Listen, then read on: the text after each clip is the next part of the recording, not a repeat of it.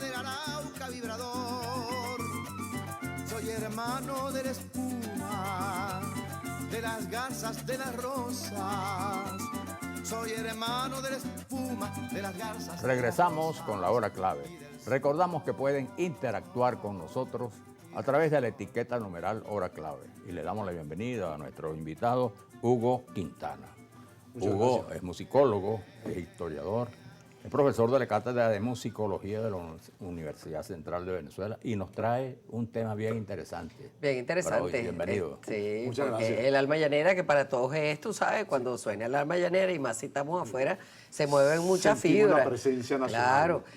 Segundo himno nacional, como le llama la gente. Así es. Sabemos de repente que fue estrenado en 1914. Una serie de datos de alma llanera, que fue el compositor que hizo la música, la letra, pero no todo el mundo sabe cómo nació, que fue parte de una zarzuela. Así es. ¿Cómo fue eso? Sí, Y tampoco el autor de la música tampoco se conoce mucho, ¿no? Exacto. De la letra. De la letra, sí, porque lo que se conoce más que todo es la música, que era de Pedro Elías Pedro Elías Gutiérrez. Sí. Bueno, efectivamente, en Caracas existía una costumbre que viene del siglo XIX, del año 1860, por decirlo menos, bien, de hacer zarzuelas, una costumbre que fue creciendo, una costumbre que se perdió, pero que en realidad llenó el teatro, sobre todo el Teatro Caracas. La costumbre de hacer zarzuela. Por Coliseo de Veroes. De Veroes Sí, a el Teatro Coliseo. de Veroes, exactamente. Bien, donde está hoy la esquina de Veroes. Y así se llamaba, de hecho. Y bueno, hubo la costumbre muy arraigada, muy pronto se arraigó, y muchos compositores y poetas venezolanos hicieron precisamente zarzuelas.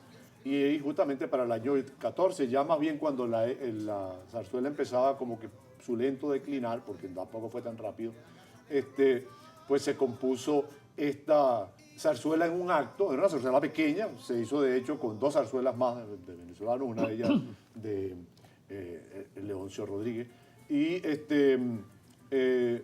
esta de Rafael Coronado, la letra, todo el guión, y la música tenía dos canciones, en realidad. Una era el Alma Llanera, precisamente lo que se convirtió luego en esta suerte de himno, segundo himno venezolano, himno popular venezolano, y una más que se perdió. El éxito de la zarzuela fue aceptable, no fue lo que vino a convertirse luego el Alma Llanera, por eso que tiene ella se independizó, entre otras cosas, porque Pedro Elías Gutiérrez pues la interpretaba siempre, como director que era de la Banda Marcial Caracas, la interpretaba en las retretas de los domingos, y siempre cerraba precisamente las retretas con el Alma Llanera, de donde quedó la costumbre, por cierto, de cerrar la fiesta. La fiesta. con A ti te tocaba el alma llanera, todo el mundo sabe que había que irse. Así es, así es. Ahora fíjate tú, el alma llanera se ha convertido, como te digo, en una especie de segundo himno nacional, y así lo acepta todo el mundo. Ahora bien, como ocurrió con Gallegos y Doña Bárbara, parece que este señor Bolívar Coronado, que es el autor, Sí. no estaba muy contento con lo que hizo. Sí. Bueno, Rafael Bolívar Coronado, como hablábamos antes de iniciar el programa, es un verdadero personaje. Yo no sé si es un héroe o un antihéroe. Exactamente. Bien, pero de lo que sí estoy seguro es que era un verdadero personaje, una persona además interesantísima y un buen escritor, solo que no creía en su nombre. Entonces utilizó el nombre, por ahí hay un muy buen libro que está disponible en internet, por cierto, que se llama El hombre de más de 600 nombres. Bien, Pedro Elías Gutiérrez. Pero es que fíjate, El profesor castellano. Del profesor castellano. él era un tipo, lo llamaban falsificador, Sí. pero en realidad él no falsificaba, él lo que hacía era escribir de verdad. Sí. Pero, era como dice auténtico Manuel escritor. Felipe, robaba los nombres de otras personas para Sí. encasquetárselo al Él dice, escrito. de hecho, dice las razones por las cuales lo hacía. Es decir, yo no tenía un nombre en el mundo de las letras. Bien, y entonces pues no tenía alternativa sino que poner el nombre de otros autores sí reconocidos, bueno, para que mis textos se vendieran. Pero tampoco se valía, ¿no? También era medio fraudulenta la Fue cosa. indudablemente fraudulento hasta, Eso le hasta el costó punto, mucho sí, también, Sí. ¿no? Le costó muchísimo, hasta el punto de que en España, a donde fue a parar precisamente por su éxito con el Alma Llanera, el gobierno de Gómez le dio una beca para que fuera a estudiar a España. Y entonces, antes de bajarse en el barco, ya estaba renegando del gobierno de Gómez y decía, muere el tirano. Imagínate. Bien.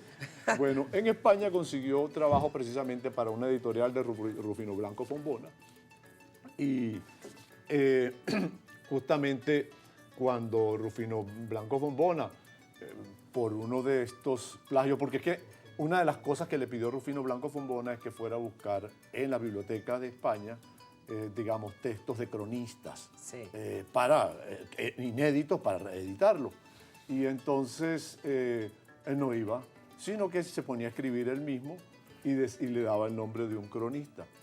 En una oportunidad, Lecuna, que se encontraba allá también, que sí era especialista en las letras, le dijo, mira, este cronista, aquí a tu editor se le debe haber ido algo raro, porque jamás en la vida la palabra burdel hubiese aparecido en una crónica esta, porque la palabra burdel en el siglo XIX está hablando, atribuyéndoles una crónica colonial. Entonces, cuando lo empezaron a investigar, se dio cuenta Rufino Blanco Fombona que era un plagio más, pues era una invención de él que se la atribuía a un cronista. Manuel está muerto risa porque Sí, no supieron entonces, esos cuentos de este y señor. lo más grave era que Rufino Blanco Fombona era hombre de espada, bien, y hombre efectivamente de batirse a duelo. Y entonces lo estaba buscando para batirse a duelo y se fue a Cataluña a vivir también escondido. De esos personajes, chicos. Sí.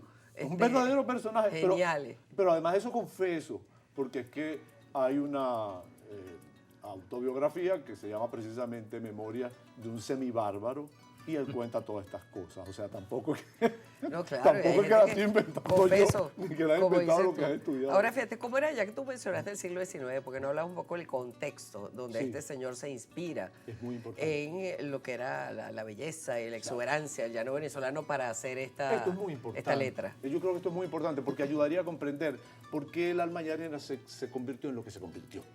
Bien, en el siglo XIX, en realidad, un joropo, bien, era nombre que servía tanto a la fiesta como a la música que se hacía en la fiesta, no era cosa de gente de sociedad. Bien, dicen los cronistas, Bras y Sash, que visitaron Venezuela en el siglo XIX, dice, una dama de sociedad jamás iba a un joropo. Bien, puede ser que un caballero, bien, que ande en búsqueda de una muchacha, Y le guste de una alguna, muchacha bonita, claro. muy bien, que no sea de sociedad, se llegue hasta ahí, pero que una muchacha lo haga, no. Así que, pero hacia finales del siglo XIX, uno lo puede ver en el libro de Ramón de la Plaza, que es nuestro primer libro de historia del arte, ensayo sobre el arte en Venezuela, empieza un rescate y una visión precisamente hacia lo criollo, hacia lo Bueno, vernáculo. hasta el punto de que tú hablas de Venezuela o tú hablas de Venezuela y la gente piensa en el llano, en el joropo, en Sí, el cuatro, claro, maraca claro. y mi terruño. Y esto viene precisamente de ahí, es decir, de un cambio de visión que se empieza a generar a fines del siglo XIX y un interés, esto sale del romanticismo, bien, que es el interés precisamente por la cultura, digamos, del pueblo, bien, por la creencia de eso. Y eso se va desarrollando y va a adquirir una gran magnitud, sobre todo en el periodo, digamos, de Gómez, en los primeros 30 años de Venezuela. De hecho, nuestro nacionalismo musical tiene evidentemente sus raíces, por supuesto, en Sojo, en Calcaño, en Plaza, y todo eso pasa en la segunda y tercera década del siglo XIX y se va a extender hasta la primera mitad del siglo. Bueno, ese nacionalismo favoreció mucho precisamente la difusión del alma llanera y convertir el alma llanera en lo que fue. Bueno, una de las piezas más versionadas en el mundo entero.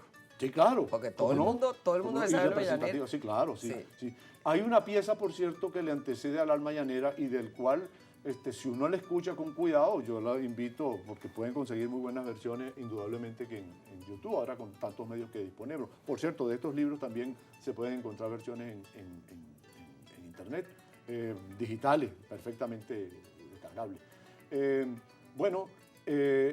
La Marisela de Sebastián Díaz Peña, toda la introducción y la primera parte de Sebastián Díaz Peña con la Marisela, uno la escucha y encuentra una relación imposible de negar con lo que sería la música del alma llanera, pues, que utilizó Pedro Elías Gutiérrez. Así que también, digamos, no es que sea un plagio, pero evidentemente Pedro Elías Gutiérrez tomó elementos de la Marisela de Díaz Peña, que es un importante antecedente para él. Ahora es interesante hablar también de Pedro Elías Gutiérrez, si tomamos en cuenta que el compositor en verdad es el autor de la música. Claro. Las letras se pueden cambiar, se pueden hacer. Claro, Eso claro. no es merita, pero se considera como autor, el que hace la música, que es la que se escribe, pues, para interpretar. Ahora, Pedro Elías Gutiérrez, un músico tan importante, director de la banda de Caracas, cuéntanos un poco. Sí. ¿Y cómo ocurrió esto, este episodio? Quiero, por cierto, hacer conexión entre Rafael Bolívar Coronado y Pedro Elías Gutiérrez por lo siguiente. Rafael Bolívar Coronado, una vez más reiterando el personaje que era, escribió 2 años después del estreno de La Alma Llanera que eso era un adefesio. Bien, y que ese era el peor error de su vida, el peor, su cana al aire, la peor cosa que había hecho. Que quien había salvado eso, y ahora entramos precisamente, había sido Pedro Elías Gutiérrez y la música. Yo quiero decir algo más, no solo la música, sino el músico, porque Pedro Elías Gutiérrez, justamente siendo como era el director de la banda marcial Caracas, indudablemente que para ese momento la institución musical, músico militar, porque así se manejaban las bandas en ese momento, más importante era la banda marcial Caracas, además la que tenía muchísima más tradición y la que interpretaba todos los domingos en la Plaza Bolívar La Retreta. Entonces Pedro Elías Gutiérrez, después del alma, digamos, de la zarzuela, se quedó con el tema, que sí fue muy exitoso y muy aplaudido en el estreno, y lo tocaba al final de la zarzuela. Y eso se estableció como una costumbre hasta el punto de cierre. Sí, exactamente, hasta el punto de que las fiestas en Venezuela pues se cerran con el alma llanera. Sí, esa es una costumbre que estableció. Así es. Bueno, las grandes fiestas ocurría así, ¿no? Claro, que sí. la gente tocaba alma llanera y la gente sabía que ahí no se acababa el pan de piquito, no se daba más. Tal cual. No había más música, no había más nada, no había más trago, la gente se iba. Si a eso le sumamos este contexto social, que siempre es importante, porque no siempre las acciones de un individuo, digamos, logran prender con una corriente social.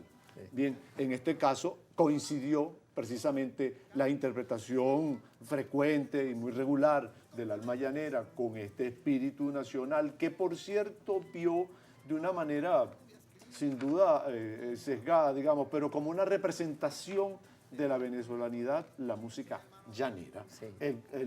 La forma de ser llanera. Nosotros sabemos que somos más que el llano, que Venezuela es una cosa mucho más compleja, porque existe indudablemente que la música caribeña, existe la música llanera, existe la música andina, pues existe la música del sur. Y caraqueña, ¿no? Sí, exactamente. Caraqueña. Ahora, tú te pones a ver y ese joropito de alma llanera es un joropo con muy bonita cadencia, muy fino, no es una cosa así que tú sabes que, todas esas cosas rápidas que de repente solamente la bailan los llaneros, porque son los que saben bailar eso. Bueno, pero es una cosa de salón, pues también. Claro, sí, sí. Bueno, es que yo justamente lo que quise decir al principio, tanto con la Marisela de Díaz Peña como el alma llanera, es que ellas representan algo así que como el éxito de que la música del joropo llegara casualmente al salón. Bien, llegó al salón a través del piano, en el caso de Díaz Peña, a través de la zarzuela, bien, de Pedro Elías Gutiérrez. Entonces, claro, insisto, con este contexto, con este músico que estaba muy bien ubicado, promotor, y con este contexto sociopolítico, de valorar, digamos, las tradiciones, sobre todo la tradición llanera, como música venezolana, como representación de la venezolanidad, indudablemente que eso favoreció muchísimo la difusión y convertir el alma llanera en lo que se terminó convirtiendo, pues un símbolo nacional. Bueno, ya tenemos que ir terminando, pero definitivamente eso llegó para quedarse, chicos. Yo creo que alma llanera va a seguir siendo lo que es, no importa lo que se componga de aquí para adelante, y lo que ha sido durante tanto tiempo, desde el siglo XIX. ¿no? Por cierto, yo debo decir una cosa, no es distinto con el himno nacional. El origen del himno nacional se compuso para celebrar el espíritu de 1810, que no era otro sino defender la patria hispana, Exacto. incluyendo España, de la invasión napoleónica. Exacto. Bien, en España. O sea, todo ese espíritu que va de 1808, del Pacto de Bayona, a 1810. Bien, y sus letras originales, que ahora no se cantan todas, porque en el siglo XIX Guzmán Blanco le pidió a Eduardo Calcaño que examinara esas letras y quitara algunas que no, pues efectivamente no representaban el espíritu de lo que luego se convirtió Venezuela como nación independiente. Eso podemos hablar algún día.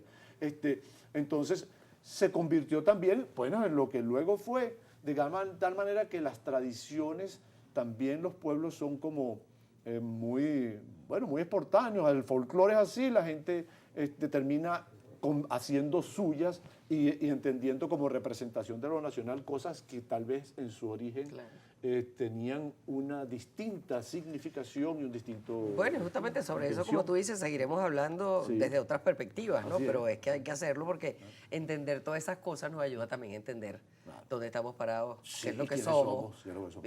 Y bueno, y quién sabe si hasta para dónde vamos, ¿no? Así es. Sí. Vamos a la pausa, ya volvemos. Muchas gracias.